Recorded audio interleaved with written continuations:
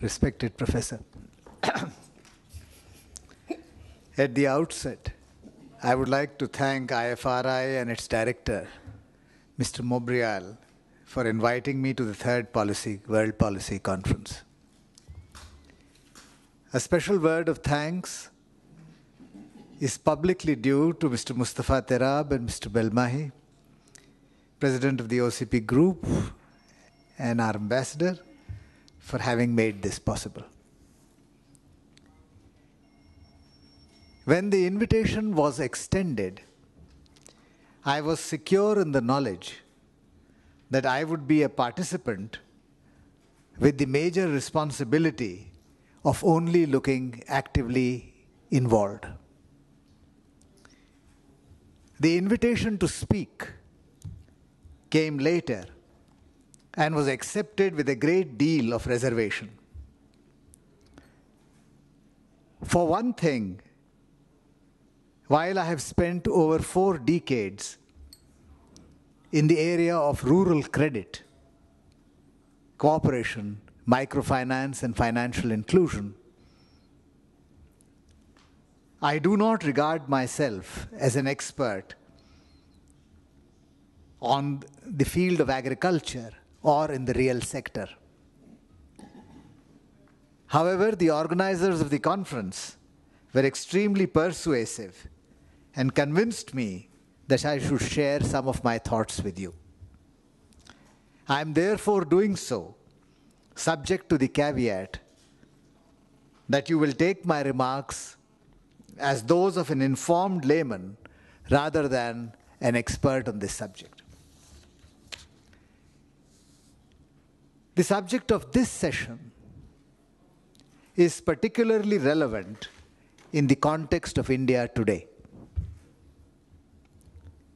This is so because India is now revisiting the Green Revolution all over again in the context of the Millennium Development Goals, as well as the need for a second round of revolution in agriculture. Looking back, clearly there is a lot which we have achieved and a lot that we have missed and which we now seek to redress.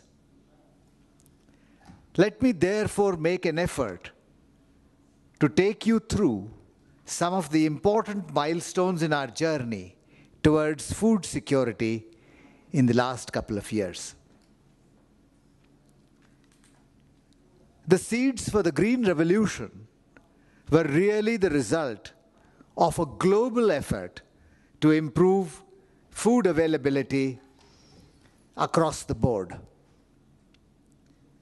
The years after World War II were not years of plenty, and a large number of newly independent countries were looking to stabilize themselves and make food production and its availability as one of their primary objectives. Domestic production was perceived as the answer to long-term independence and growth. This is where the years of research done by organizations like IRRI Philippines and the CMMYT Mexico came to the support of these nations, including India. The research at these institutes was based on simple yet effective solutions.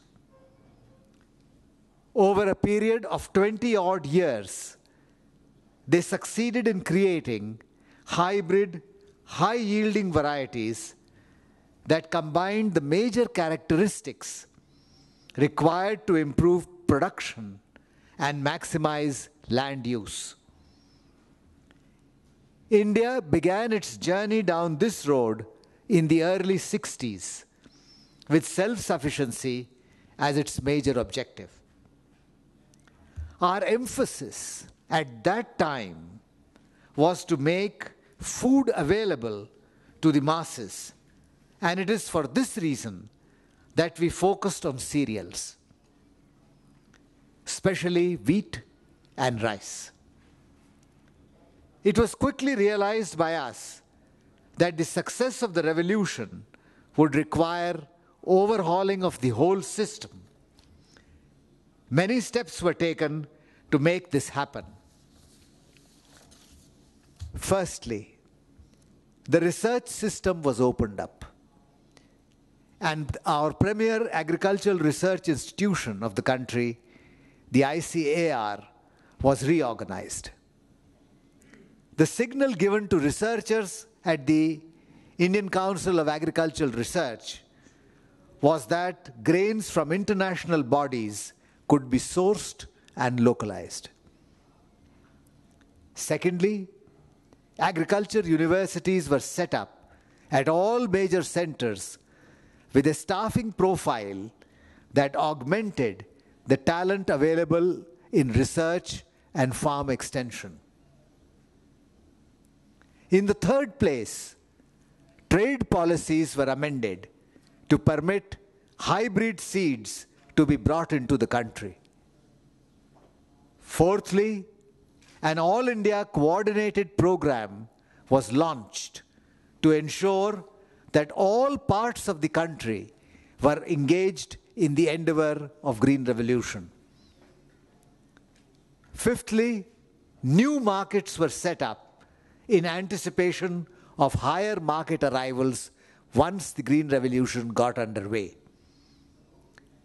In the sixth place, new warehousing facilities were created to manage the projected produce that was to come. Seventhly, mechanization was introduced and encouraged to minimize waste. Further, there was a conscious effort to ensure that critical inputs such as water, fertilizers, and insecticides were accessible and made accessible to farmers. Lastly, the government took on the responsibility of procurement to ensure equitable distribution. These steps taken together formed a package which was launched and simultaneously implemented across the country. Success did not come immediately. It took time. But when it came, it was quite definite. Thus, from a wheat production level of 27 million tons in 1960, India progressed to 54 million tons in 1968. A similar doubling of production was seen in the case of rice. The empirical finding was that our farmers were readily taking to the new seeds and new practices and benefiting to a very large extent. By 1980s, food shortages were pretty much gone from India. Cereals, providing the much needed fuel calories, became available to an increasing number of Indians, and steps began to be initiated to dismantle rationing in urban centers for those who could afford to buy from the market. The new challenge which emerged was equitable food distribution, and areas where availability was sparse became the new center of national focus. Over time, this process was repeated in oilseeds, where an oilseeds technology mission in the early 80s doubled our production in 8 years, and milk, where a combination of crossbred cows and a vibrant cooperative movement acting jointly and severally propelled us to the position of one of the foremost producers of milk in the world.